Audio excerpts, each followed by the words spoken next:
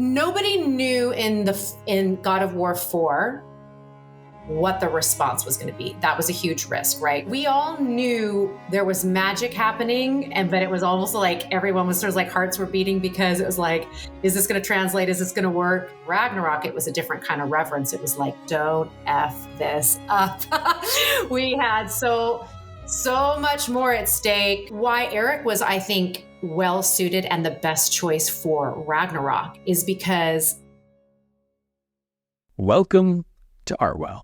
I'm your host, Jacob Kelly, and today on the show, we are joined by Danielle Bisutti. Danielle is most known for playing Freya in God of War and God of War Ragnarok. And before we get into today's interview, I want to remind you that if you want to become a more thoughtful creative, make sure to subscribe to the Artwell newsletter at the link in the show notes.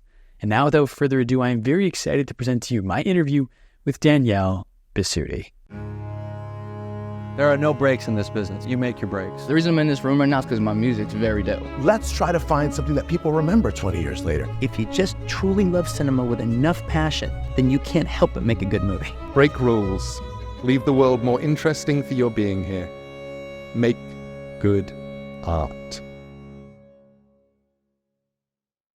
I was wondering if you could tell me about sitting in the audience for a taping of Mork and Mindy. You did a deep dive into some of my other interviews. So my dad is a set dresser, and which is one of the reasons why I have such an affinity and care for the crew, because I know that the crew is first there and last to leave. And it really is a privilege just to kind of come in as the fanciful actor, and bringing these characters to life. And I'm not mitigating the amount of work, intelligence, study, all of the preparation and everything that goes into being a fine actor. What I'm saying is that coming from the theater and then coming from having a background with a father who was there early to set up dress the set, and then they're breaking it down, to just see how much teamwork is really involved in this. It's really about the whole, right? And a lot of times we can forget that because we adhere ourselves to the characters, but to pull off any of these great narratives, these great stories that we love to either watch or play, as it were, in the world of video games, it's the team. And I will go on and on and on about Sony Santa Monica, but I will go back to your question, which is sitting in the audience as a little girl and watching Robin Williams warm up. Well, I didn't understand he's a master, right? And then I didn't understand just like the massiveness of what this moment meant to be watching one of the great comedians, I think, and actors of all time. I was, of course, laughing because his physical comedy is, kind of second to none, maybe like him and Steve Martin, really up there. Yeah, I think of some other great actors that have that great physical comedy, but his timing was so great. And then just watching the hustle and bustle of the crew, getting things set up. And there he was. And just before we started this interview, you had talked to me about the details. I was wanting the detail of Freya in the background and the lighting, which I'm still not 100% thrilled of, but the detail in which Robin Williams put into the way he was, warming up with the lines and sort of going through his marking and blocking, I thought was really left an imprint on me on just how important those details are to separate yourself from sort of the mundane and pedestrian to that very extraordinary. And that's what we experience when we watch Robin Williams' work. And you come from a long line of artists. I know your aunt is Christina Ferrari. Your great aunt Helen was discovered by Bing Crosby, I believe. Yeah, she was a singer and a performer. Mm-hmm. And so what is growing up in an environment like that surrounded by artists do for you as a kid?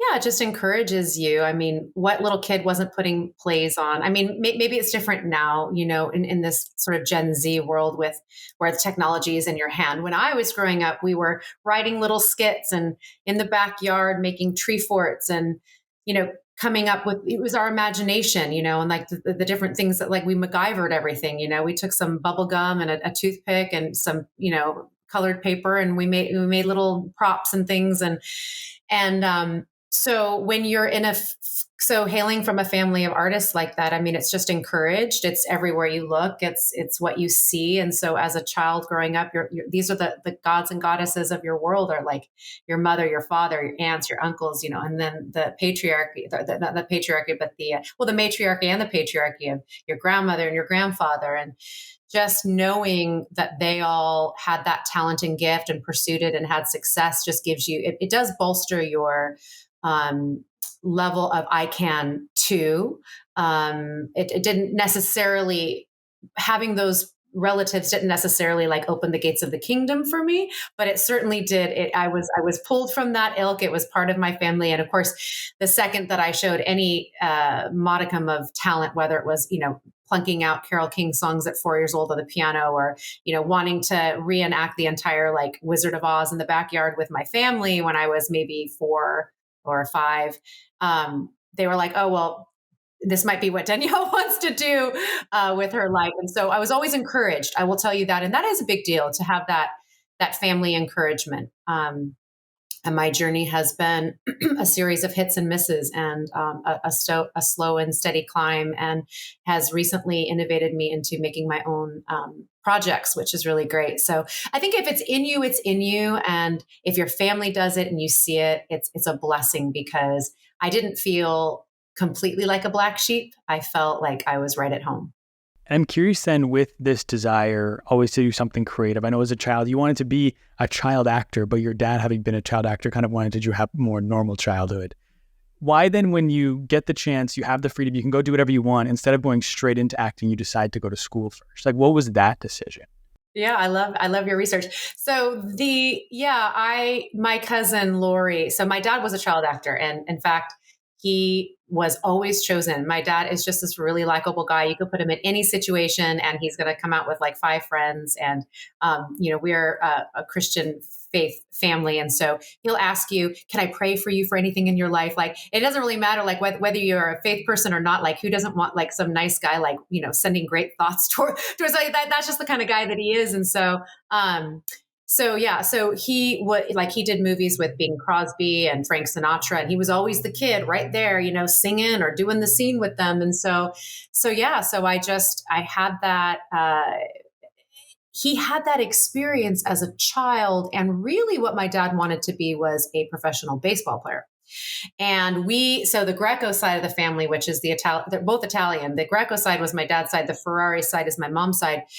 Everybody wanted the industry. When everyone came down for Aunt Helen, when Bing Crosby discovered her and she came down here and, to be a singer, that's 11 brothers and sisters coming down from Tacoma, Washington, just post the Great Depression and into the 40s and 50s, right? Where, it's like they say, when you have that many cousins, who needs friends? I mean, they were each other's best friends, right? And so that mentality of Hollywood and making it in Hollywood and a family of artists, and entrepreneurs made sense. So my dad didn't go get those opportunities. He didn't go to college. My mom pursued modeling and music and didn't go to college. And so I think because of that, my dad said, listen, I understand the passion and the desire.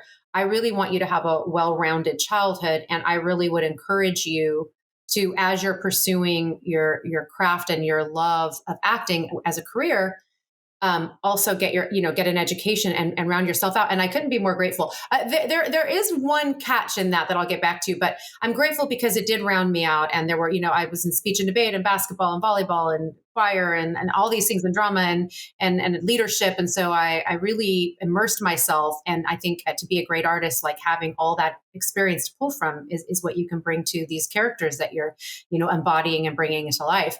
But I was a little resentful when my cousin, who was only a year or something older than me, is auditioning for commercials. And I think she was in a 7-Up commercial, if I remember correctly. And I was just like, oh, I can do it too, Dad, come on. But no, I don't think it was that great of an experience for him, even though he was always the kid that got chosen. He didn't really like the environment. As we know, there's, being a child actor in this industry is almost like throwing your precious babies out to a den of wolves, depending on where you let them out. And sadly, we're learning all these things, in the media most recently. And so he was concerned about that. And he thought, he never discouraged my desire or my talent, always encouraged that, but he just wanted that. So it just made sense. It made sense to, hey, listen, this is a craft. I mean, just because you can walk and talk doesn't make you an actor. Just because you can put pen to paper doesn't necessarily make you.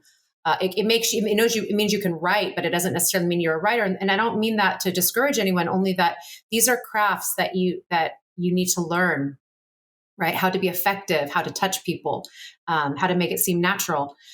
So going to theater school, learning musical theater, learning theater. They also had a great acting for the camera department. So just like understanding like in front of the camera, behind the camera, I really got very well versed in everything and had some good experiences. Got to travel to Chicago in '96 for the Democratic National Convention. When I was doing the musical Hair, our production went out there, and then we were performing on stage with like Crosby, Stills, Nash and Young, and Bonnie Raitt and Jackson Brown, and then of course we had like a 2-month long tour, or not tour, as it were, residency in Chicago to do the musical Hair, and I got to play Sheila, and that's the leader of the protesters. So there's lots of things that enriched me during that time. I'll go back to the one caveat. The one caveat is then one of the things that can really help, as far as I've seen in a trajectory of someone's career in Hollywood, not necessarily like in the UK or Europe or other places, is they want you when you're young so that they can really shape you and make you that household name, because there's a certain business model that really works here. And then once you're in the club of some of those top agencies, you get the lion's share of the opportunities, and that's why you continue to see the same actors over and over again. And God bless them, they're there for a reason. They've got talent, but they're not the only kids on the block that are waiting for their shot. So yes, I'm glad I got the education. I'm so glad that I've stuck with it, because it's been enriching, and obviously Freya being one of the things that has single-handedly changed my life. And and again, I go back to, it's in my blood. It's who I am. So I'm glad I got the education. And then if I were to tell my child that, wanted to get into it, I would probably say, let's also get you auditioning as well. Let's do them side by side. Let's break you in a little bit earlier and just kind of see how that course might go for him or her. So, yeah. And when it comes to Freya, I know you've talked a lot about how in the beginning you kind of struggled to 100% kind of find her. I'm curious what it was to be like, what was that block for you?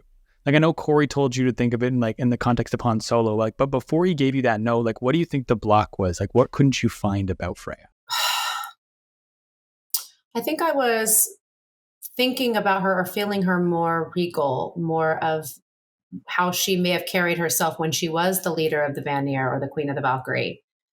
Which is sort of, maybe I had like an affectation on the way I was talking, or even the way I was walking, the way that I would interact with people wasn't quite as broken and hollowed out. She's a bit of she's a complete shell of who she once was when you meet her as the witch in the woods, right? She's this mysterious witch putting potions together and befriending boars that, people that shipped into boars and living under a turtle. So I think she becomes the hermit witch, right? She wants to hide out.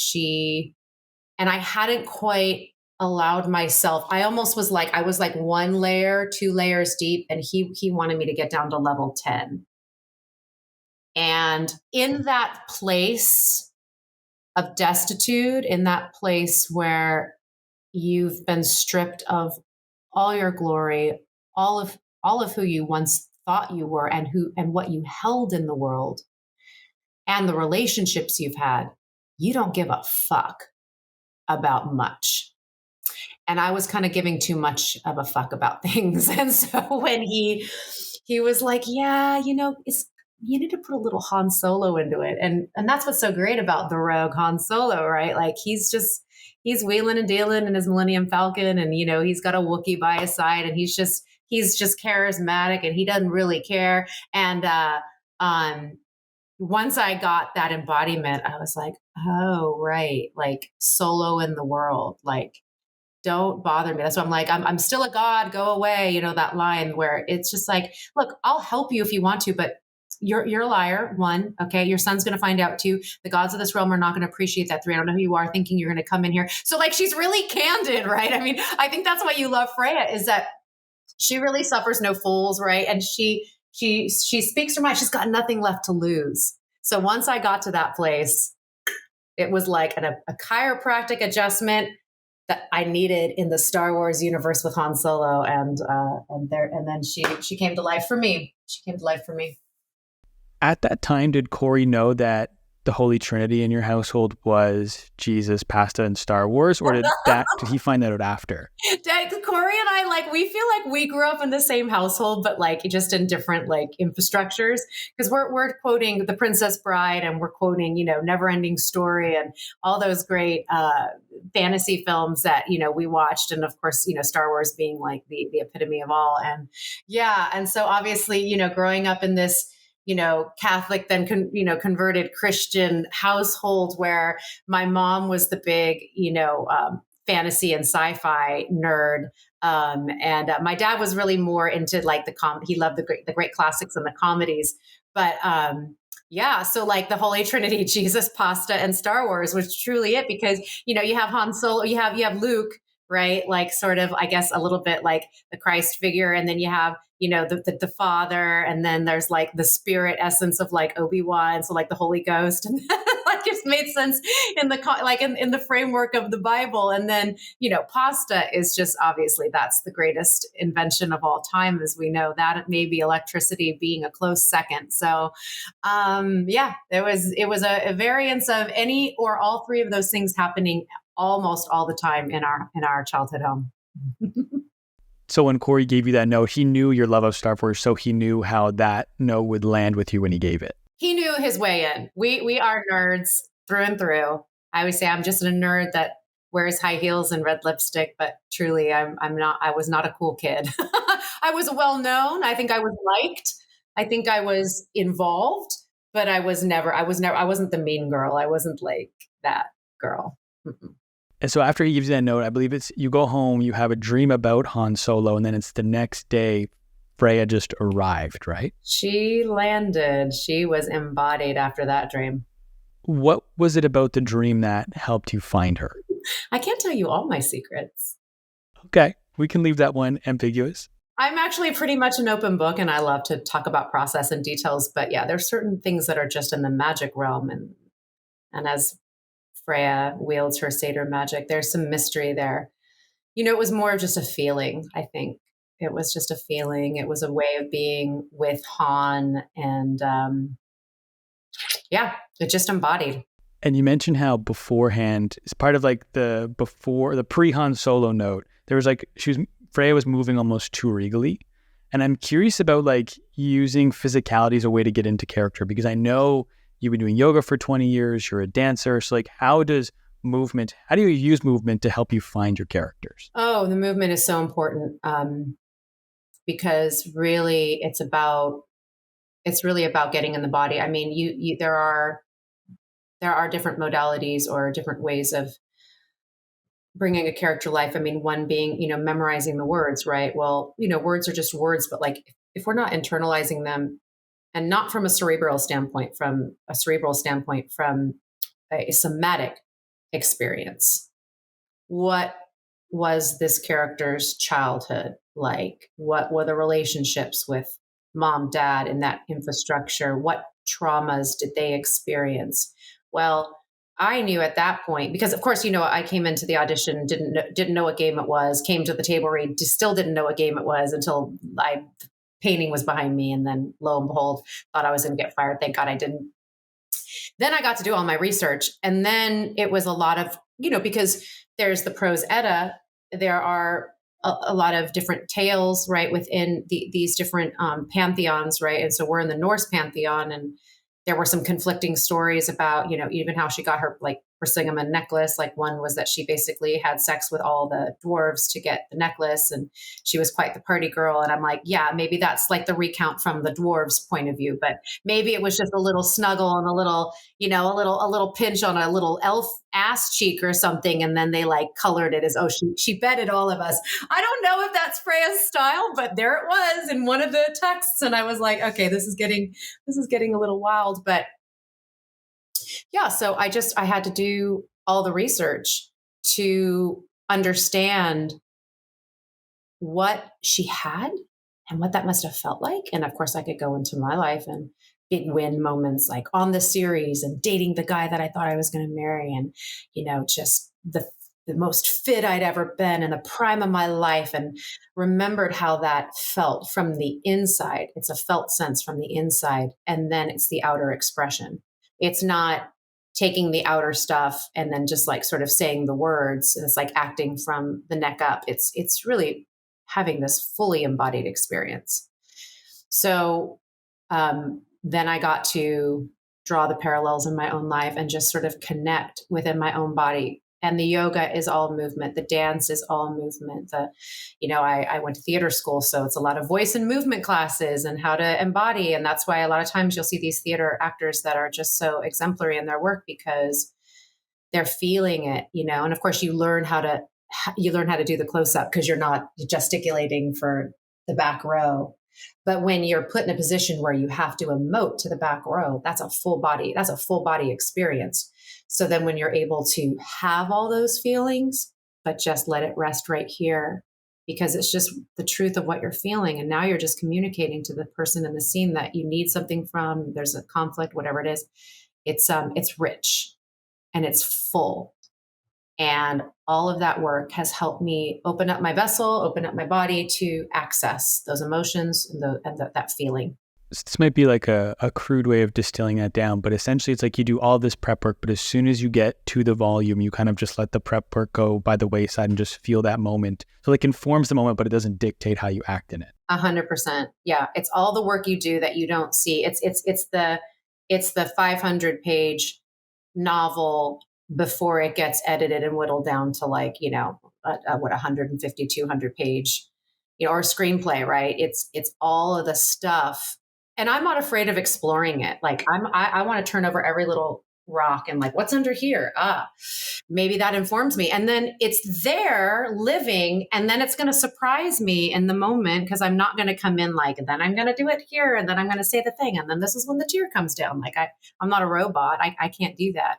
But you're right. It gets all left behind. You step into the volume.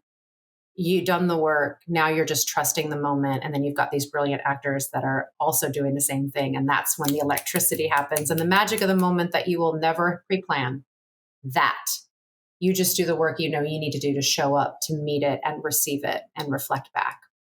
How do you find the emotional truth of the scene? Is that a conversation that needs to be had with the other actors, or is that more so kind of like we're talking about, where more so everyone just understands at a baseline level, like what this feeling is supposed to be? That just depends on who you're working with. I think most actors, some people just want to be really private and not have those conversations. That's their happy secret. That's their magic. Some actors will want to be like, hey, let's talk about this scene. I'm having these thoughts, and you can sort of explore more with somebody. Chris and I, we're big preppers, and our preparation process is different. But the one place in where we really met was we were not afraid to open up old scars in our own life. It was like a requisite for these characters. They required us to like lay bare our soul and all of our pain from choices of our past, only so that we could understand the truth of what these characters were going through. And so when he showed up with all those feelings and looking at me in the eye, and I showed up with all that looking at him in the eye, we didn't really need to discuss it, did we? Because it was right there. And a few times we would talk about the script, because you have to remember we were also getting things piecemeal. I think he might be the only one that actually read the full 900 pages, but for most of us, and in the first game, I say the first game, I mean God of War 4, that we went to the Norse Pantheon. So God of War 4, I don't think we did get the full script on that one. It was either or, but I never remember. It's not like a feature script you read it, beginning, middle, end.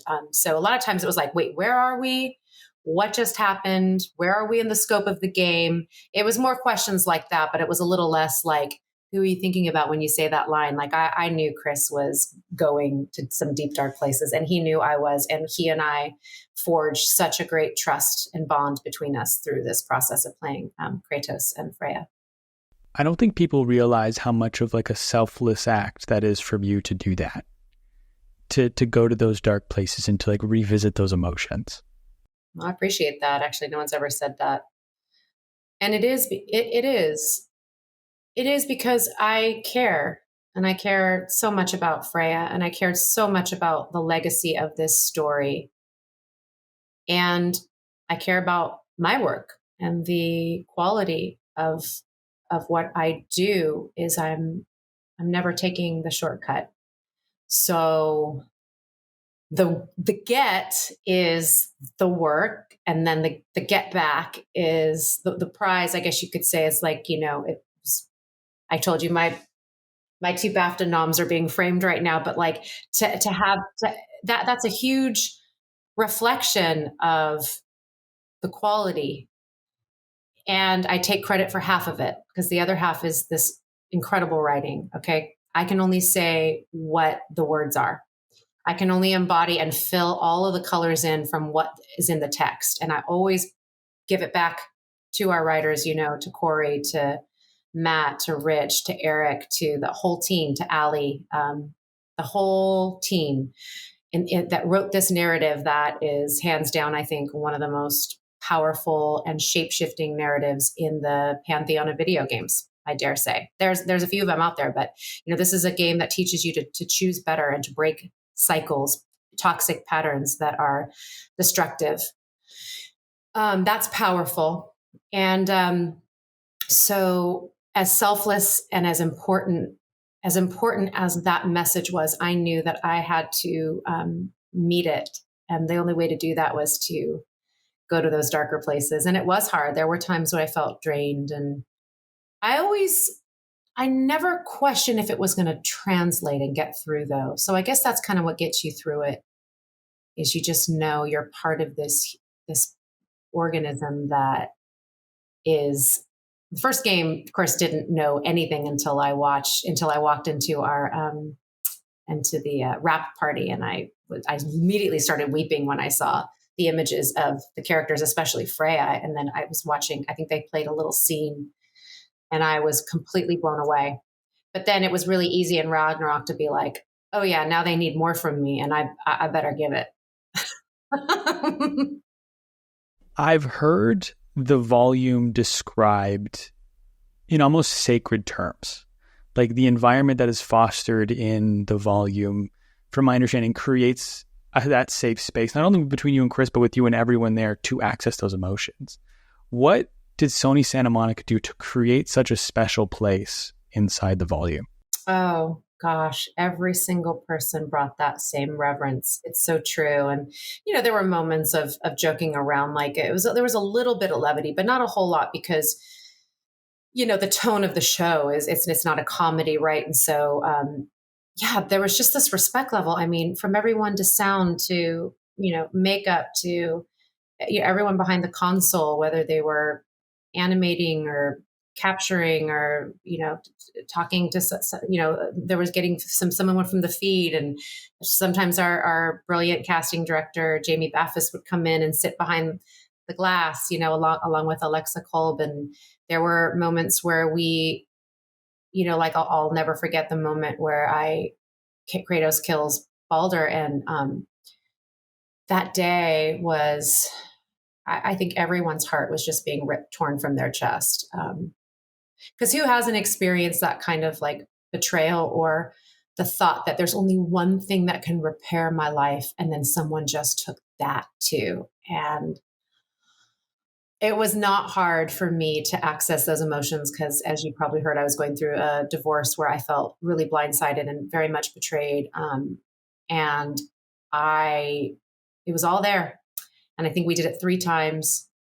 And every time there was just this hushed silence, and it was like palpable, and you could just feel, and you could see the tears in everybody's faces. And same thing that happened when, at Brock's funeral, or when Brock was dying in Sindri's arms, and Adam's beautiful, both of their, Robert and Adam's beautiful performance, or when, Kratos looks at the cryptic and he realizes, like, his life mattered, and people would remember him for the good.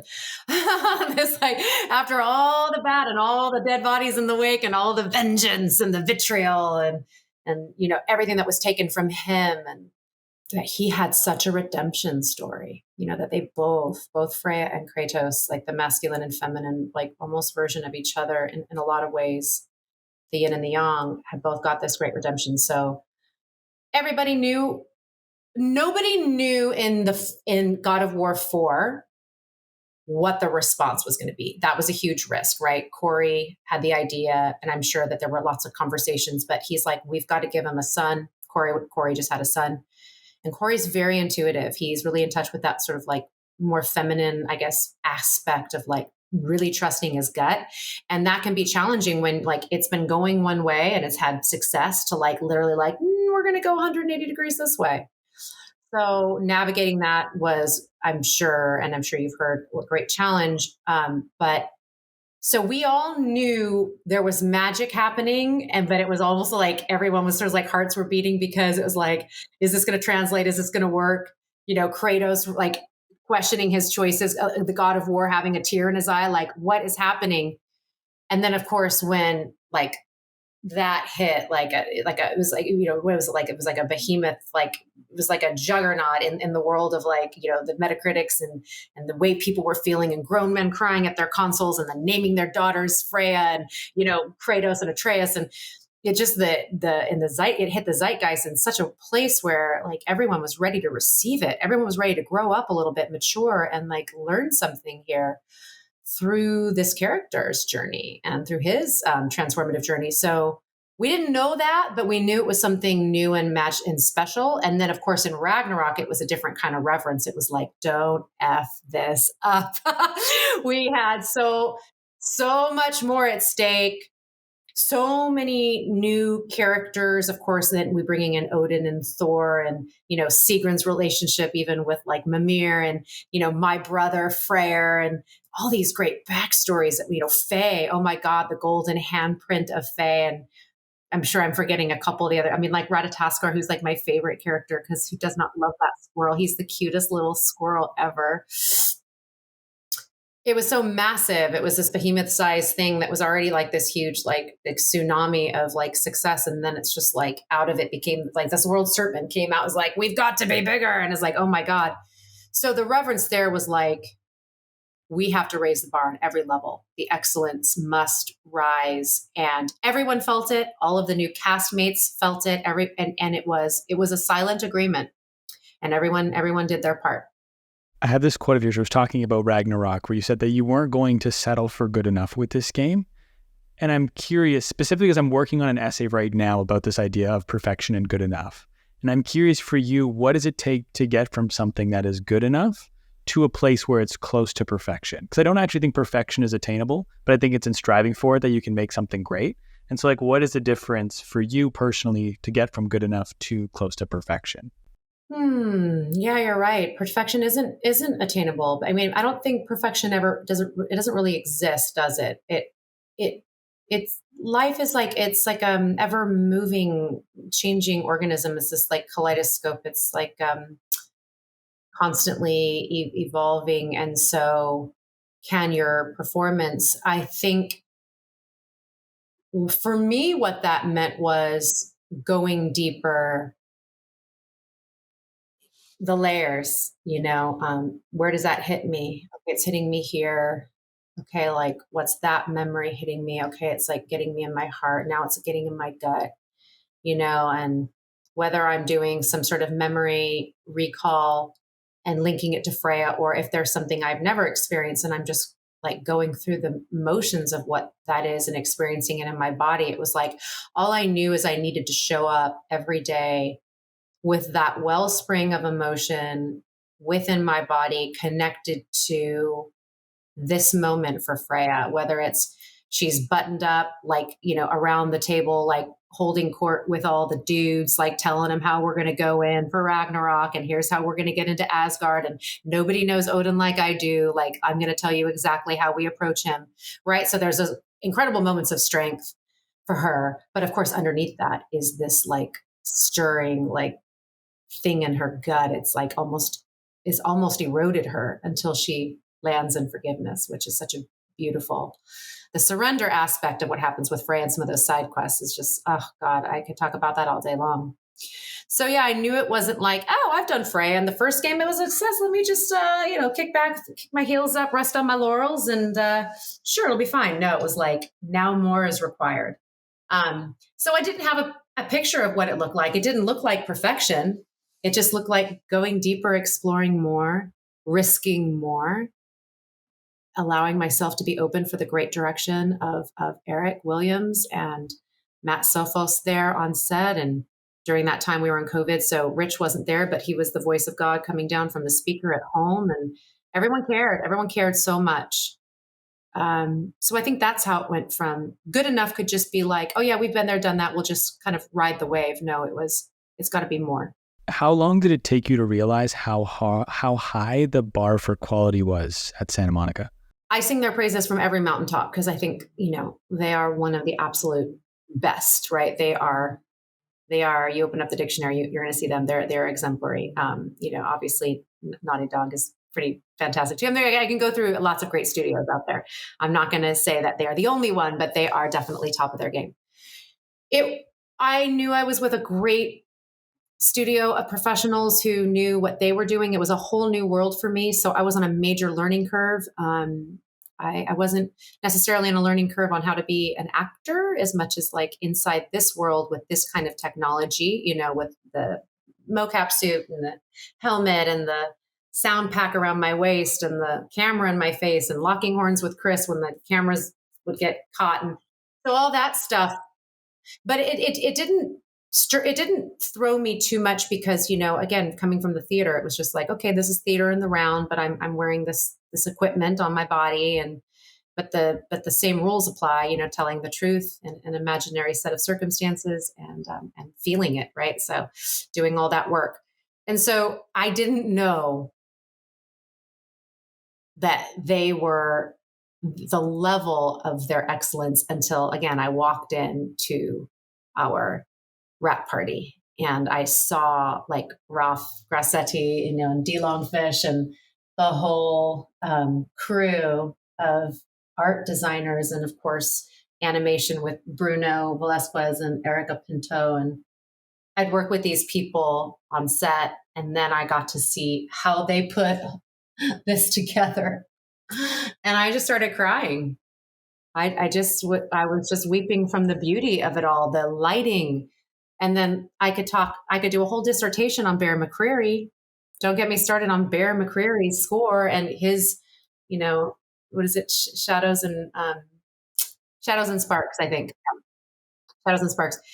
I was a fan of his from, Battlestar Galactica, and then of course Outlander, and then of course The Walking Dead. And then all of a sudden I'm like, oh my God, okay, so this is going to be a brilliant score. And then of course going up to Iceland and having an Icelandic choir, like, bah, bah, bah. I was like, it was so authentic. And one of my favorite melodies is Memory of Mother. And that that whole melody is so haunting and just like, it's like maudlin and emotional and just lovely. It's like a nostalgic fairy tale that like you would hear your mother singing to you as she's like rocking you to sleep. I mean, all these things are so beautiful in Bear's score. And then of the sound design, I mean, whenever you're doing anything action adventure, you've got monsters and rocks and boulders and chains and leviathans and axes and arrows and explosions and oh my God. And then to have like the delicacy of just like me saying something to Kratos, like, I know you're a god not of this realm. And just like how that was like right in your ear, and like the intimacy of some of those moments. Wow. They're all masters, every single one of them. And speaking of everyone that is involved, there's also the directors, and you worked with two different ones. I'm curious if you could explain to me in your own words the difference between Cory Barlog and Eric Williams. You've already said Cory is very much someone who functions off of intuition. Eric, for me, while I believe he has that, I feel like is a little bit more analytical and precise. So like, can you kind of describe in your own words the difference between them? Well, I think it was perfectly like everything. The name of my company is Perfect Timing Productions. Okay. So it doesn't feel perfect because life never does. And it always like kind of looks different than you thought. And then of course, sometimes it's this like miracle. And other times it's like, no, I'm literally in hell. So I say that because there's a reason why Cory set the tone. It was the inception or the seed of Give Him a Son. Very emotional game for the sensitivity level that came through. Cory was very much like a father with all of us. A very fatherly quality was the father who was very involved with the kids on a more intimate level, like shepherding in that way. And remember, the game, even though it was a bigger turn, it was a smaller narrative than Ragnarok, which was a massive story, along with, all the new gameplay and all the, crushing and killing and all the fun stuff that the dudes like to do when they're playing the game. And the ladies like it too. So the fact that we had Cory like lay the foundation of these core characters, which I would say, Kratos, Atreus, and Freya are the core trilogy there, right? This sort of de facto family that found each other and forging a beautiful friendship, and basically they sort of dovetailed through each other and like initiated each other in their transformation and their growth in a very lovely way. But of course, they had to be at odds at one point.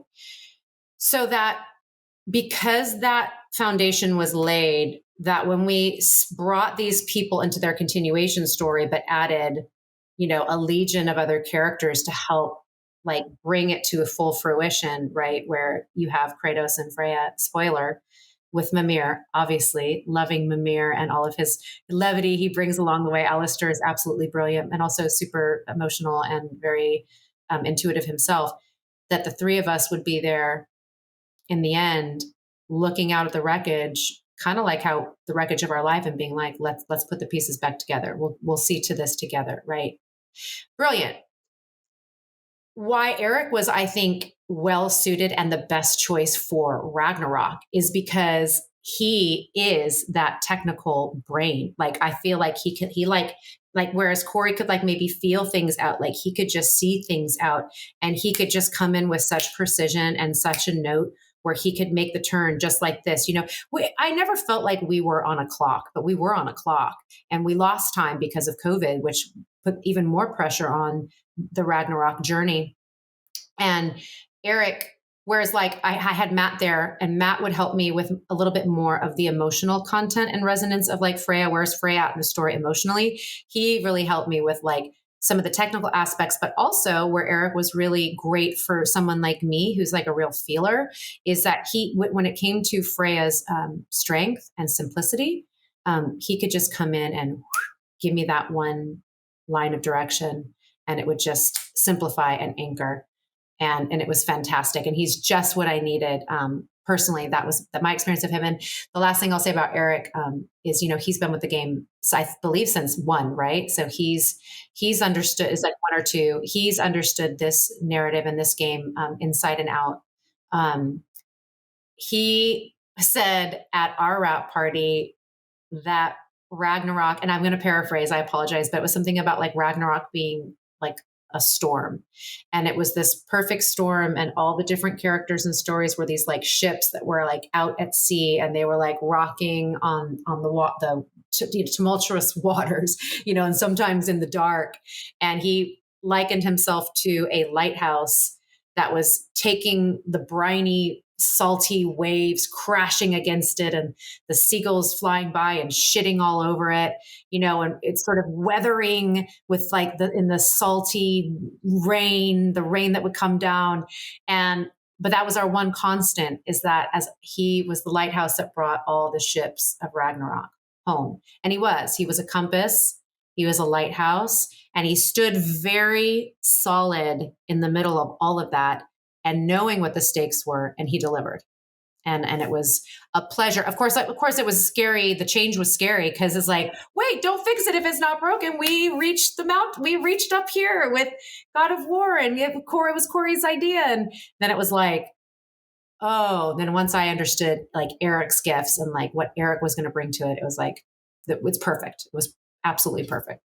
And I think that's part of the magic of God of War, just throughout the duration of the franchise, is that 7 or 8 games total, including some prequel games, 7 different directors, like each one is able to bring their own flavor, which makes each game feel distinct, which I think is really, really cool. And you mentioned how with Eric, he's very like specific in what he wants and able to articulate what he wants very clearly. You said like a very succinct one-liner. What's one of the better notes that he gave you? The one that I could highlight right now, there were many, but and of course, there was a lot of pressure on this moment in the sense of, okay, I'm holding Odin in my hand. He's in this little marble. My whole life since the betrayal has all been about revenge, getting my vengeance on this man, making him feel the pain. That's, when she's got the noose around him, she could just taste it. And here was my one moment to like finalize it, like that I've been thinking about for over 180 years. And I didn't realize how simple I could be and trust that all of the emoting and the pain and the journey that I had already gone through, that me and the character had already gone through, and that the audience or the gamers had already experienced, that in that moment, it wasn't weeping. It wasn't, and not that I was weeping. I just wasn't, I think I was thinking it needed to be something more than really what it was, which was like, I no longer need this to make me whole. Like, it was so simple. It was like, it was a simple epiphany. And I think he came over to me and said, so like all the work you've done, like everything you felt, like trust that and just know that this is probably one of the simplest moments for her. Like she's arrived and she doesn't need it anymore. And I knew in that moment was like, oh, that's like the true forgiveness, because when you can truly forgive and you can truly surrender, it's almost a quiet thing. You've already gone through all the yelling and screaming and tears. And so he said that, and it was just like, everything just dropped. It was like everything I was holding from the whole game, that was like the weight of everything Freya had been through and the responsibility and all of it and the emotion, which is like everything just dropped. And it just simplified like that. That's the articulation that he has. And it just, and it was rich, and it didn't need anything more than just that. When did you realize that these games were going to change your life? You said at the wrap party you realized just how special it was, but the rest of the world hadn't seen it yet. So what was that moment for you when you realized that this was going to change your life? Well, it was when the limo picked me up for Tribeca. And I was like, I like this. I've been in shows before, and I've been in moments where the limos come to get me. And I was like, okay, I'm going to Tribeca, and I'm speaking on a stage with Cory and Jeremy Davies, who played Balder, obviously brilliantly, and Chris Judge. And we were at the Delta Sky Lounge. It was me and Chris and Cory, and we were just all like, we were all cuddled up on a couch, I think. Chris was like, this right here is a moment that we've all worked hard for, that you could call it like the mountaintop, meaning maybe it never gets any greater than this, but we need to take stock of this. He really grounded, like, we've got to take stock of this moment, because right now, this is just like the beginning of how this game is opening up. And at that time, we were able to speak to it. I believe we did. This was before we won the BAFTA, and I believe Tribeca was even before we won Game of the Year at the Game Awards. if I'm trying to remember correctly what time in the year it was. But it was all around there. It was, all the Metacritics and everything coming out, like, a lot of 10 out of 10s, like 5 out of 5s. There was a lot of that. And then, of course, the press, and then IGN and everyone, all the outlets. And then it was the Tribeca experience of like being on stage and like speaking to people who are now my peers, who, in the sense of, storytellers and creatives, sure. But like in this world, I say the pantheon of video games, like they were all new peers to me to be speaking from an aspect of like an actress that brought this character to life. And really, quite frankly, one of the first Freyas, I think Rene Russo played Freya in the Thor in the Marvel universe, but like this was really a full embodiment of Freya. And so I felt, there's been lots of Wonder Womans and there's been lots of, Catwomans, and I love every single one of them. Don't get me wrong. I want to be Wonder Woman and Catwoman, but I felt a pretty special responsibility. There was a sort of a singular thing that I got to bring to her, where I wasn't like doing my version of her. I was bringing Freya to life. And that felt really great. So sitting up there, and then of course at the Game Awards, just walking up there with everybody, and just like then afterward crying and hugging everybody. And then of course it happening again at the BAFTAs, like the amount of fans that I got to interface with on Twitter, most notably, because we have lots of great conversations there. And now I have a Discord channel where I am able to learn more about them, and they're able to learn more about me and what I'm doing. So it's like, it just opened up this entire new world. But it probably happened when that limo came to pick me up for Tribeca, and I was like, oh, things are changing. And since that point, how has your life then changed? Well, I got my wings back. Did you see? I'm going to have to show you now. I got to show you without completely destroying this whole setup. There we go. So that's a rendering by that I got from sunny Santa Monica, and I got my wings. And in a lot of ways, Freya did give me my wings back as a performer. And, you go through these periods, slow periods, where it's slow and you just feel like you keep getting better, but this is an interesting industry to navigate. So having that platform to really shine and really show what I can do as a dramatic actress. And then there's some humor. They allowed her some lovely sarcasm, especially her relationship with Mimir and with Brock was a lot of fun. It's given me a new platform. It certainly anchored me in the world of genre, which I love. Horror in the sense of more psychological thriller, Stephen King world. I'm not a slasher or a cut 'em up kind of gal. I don't like blood. I can't even look when they're taking blood out I can't look at the blood. I don't like it. But certainly fantasy, and certainly fantasy and sci-fi for sure. And anything that has to do with kings and queens or gods and goddesses from different pantheons. Sign me up. I absolutely love it. Mythologies, fairies, all of that.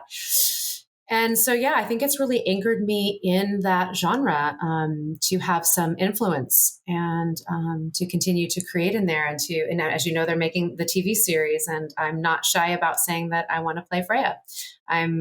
There's no separation between the fact that, I come from television, TV series, and film, and Chris came from television and film, and Jeremy Davies, and all of us were from that world. And it doesn't mitigate at all what actors who started off as voice actors are doing. You can't emote with your voice unless you're feeling. And just because you can't see somebody's actual face, like you're seeing my face through Freya, you're seeing my tears through Freya, you're seeing my expressions through her, even though it's not, me in live action. Like I was there, I did that. Just like they did in the movie Avatar, just like Kate Winslet did, and Sigourney Weaver, and Zoe Saldana, and all of them, Zoe Zandala. And so I think that it's really put me in a spot where I have a sense of influence in that genre and that world. And I love that world. I love telling stories through that world. And we shall see how the rest unfolds. I've heard you say when you started playing Freya, you started seeing wings everywhere. And I'm curious how you explain that. God and angels and and Valkyries. Do you want to see the wings that just showed up at my house? Please. They're right here. So the story goes, I had gone through this divorce, and I had moved into a new place, and I was getting all new furniture and lighting fixtures. And I think I had gotten a couple things from like Lamps Plus or whatever. So I was getting a lot of packages. And at one point I got this package, and it was, I didn't know exactly what it was, because I was like, interesting. So I opened it up, and it was these wings. Wow. That I did not order, that Cory Barlog did not send to me. I had no idea where they came from. They just showed up. No one's confessed up. No one said, oh, it was me. I mean, I don't know if it was some sort of like, buy this lamp and we'll give you a set of wings for free. And I didn't see that part of like the advertisement or whatever. But I never once called them and said, I think you guys sent me a pair of wings, because I just received it like the magic that it was. And I was like, oh, well, we're in the realm of Satyr magic and Valkyries and getting my wings back. So we're just going to receive this as a magical fairy gift. That is amazing. I have chills. Like the fact that I was unplanned and no one knows where they came from. No one. It's just meant to be. No one knows. It's one of those mysteries I don't even want to find. I don't want to understand it. I don't want to know literally. I just want to know that it's magic. And yeah, I did a whole photo shoot called The Wings Find Me. And during the lead up to Ragnarok, I was sending out all these different things on my social media platforms with Wings, Colette Miller Wings, which she's a wonderful artist in Los Angeles. And she also has a set of wings at the, the airport. The name is good. You'll help me with the name. It's the airport in London, the main one. It's on the tip of my tongue. Heathrow. Heathrow, thank you. I did so much flying last year. I was in Kuwait. I was in Saudi Arabia. So it's one of them. So Heathrow, thank you very much. And it was coming home from the BAFTAs and having not taken the trophy home. And sure, there was disappointment in that. And yeah, there was a lot of feelings, but of course, being there again, so much gratitude. But then of course there was the disappointment of like, oh, I really thought this was my moment. And so there was a little bit of a podcast. I was a little modeling. I was walking around the corner in Heathrow, and then there are these big set of Nicole Miller wings specifically. And I just said, well, there's my gift. My gift is Freya. My gift is knowing what I can do and knowing that there's more, and trusting that there's more, and trusting that all things happen for a reason. And I took a picture of myself in front of those wings, which was sort of like, yeah, it's still happening. The magic is still happening. And there's many, many more questions I could ask you, but I'll ask you my last one. And this is the question I'm starting to ask everybody at the end of every interview. And it is, what does art done well mean to you? It changes lives. Art done well, it changes perspectives. It enriches our experience here. Art is some expression of our human experience, whether it's abstract, surreal, realism, classical, all the different isms of life and expression and experience, and how we mature. And sometimes you feel like you're caught in a surrealistic painting and everything's melting around you. It's like none of it makes sense. Or you're in an absurdist painting and you're just laughing at everything, like this is the most absurd thing. And so art done well is I think the fullest expression of our human experience. And it also unifies us, is what I would really anchor it in. It unifies no matter what culture you're from, whatever background, whatever faith, whatever you're calling yourself these days. It doesn't really matter if you are a human being and you are in some form of your expression in your lifespan. And there's a piece of art that speaks to you and it speaks to another person like across the world. And that's your way in with each other. Isn't that a beautiful gift? And you don't feel so alone, and you don't feel sometimes sort of isolated. There's that connection, and we're meant to be in connection in our tribes and with our people. That's how we were designed, not to be the hermit witch under the turtle, in which Freya probably realized at some point, I can't live under this damn turtle forever. As much as I love you, Charlie. She needed to get her wings back, but part of that meant having to go through the pain. And a big part of it meant having to take responsibility for her choices and to grow up a little bit and to take, and to really the mea culpa aspect that she and Kratos go through to earn that place back from a whole new standpoint, from a real place of sovereignty, because they were able to take responsibility. And that's what art can do. That's what a video game can do. It can inspire people to be better. And that it requires some hard work and some real honest self-reflection. And it's not pleasant a lot of the time, but the reward is truth. The reward is a better version of you in the world that can bring about peace, love, connection as a microcosm in the macro sense. And isn't that what we all want? That is a great answer. Before we jump off, I want to give you the floor. Where can the people find you? Where can they find Perfect Timing Productions? Plug anything and everything you got right now. Oh, thank you so much. It's very easy. I'm just at Danielle Bisutti on all platforms. Instagram, Twitter, TikTok, Facebook, and on Discord, the Valkyrie Queen, Danielle Bisutti, and the group there is Valkyrie Queen. And Perfect Timing Productions, yeah, we did Song of the Valkyrie, which was it was a 5-minute music film set to a Lana Del Rey song. I covered a Lana Del Rey song, went in the studio, sang it, recorded it, brought in strings, the whole 9 yards, and then we went and shot a 5-minute little fantasy film all about Freya and the Valkyries waking up out of Odin's spell and remembering that they were these shield maiden warrior women, to fly off to Ragnarok and pick up the fallen soldiers, bring them to Valhalla. And so that was our last. And so where I'm moving into now as a creator of content, I have a psychological thriller horror piece. There's a bit of fantasy in there. It's called Wake Me. And the tagline is, what if you've been sleepwalking your whole life? And it's looking like I might be bringing this project to the UK to produce it there, which is very interesting. I love London. I love the UK. I'm obsessed with Scotland. We might be doing it in Wales. There's a great incentive there. I actually literally right before getting on a call with you was talking to the team out there and just really excited about the quality of work that gets made in Europe and in the UK. And they really love art for art's sake. And of course it's a business. Yes, you want that commercial aspect, but you want to touch people. And a lot of times you can't take those shortcuts and you can't rely on those gimmicks.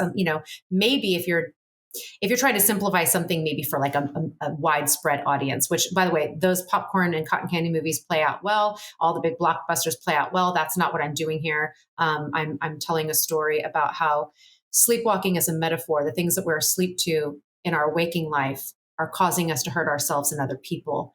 And the unresolved traumas from our childhood create a monster, an inner monster within. And that monster is calling the shots behind the scenes. And so I have an actual personification of the monster. And I'll tell you, you'll learn more about it later. But I'm very excited with this new team and that it's leading in that direction. It's been a bit of a long time coming. I wrote it in 2019. And it's looking like we're going to get it into production this summer. Please, God, please, please, please. My wings are ready. I'm ready to fly to the UK and make this with a great team out there. So that's what you have to look forward to. And we'll see if anything else manifests in the world of video games or live action TV series. We shall see where all that lands. So awesome. Well, I'll make sure all of your socials, your Discord, Perfect Timing Production, I'll make sure all that's linked in the show notes so people want to learn more. If they want to follow you, they can find it all down there. Thank you so much. I really appreciate it, Jacob. Thank you. Thank you so much for taking time to be on the podcast with me today. I appreciate that. My pleasure. And just sending a big Mama Freya hug and love to everybody who tuned in with us today.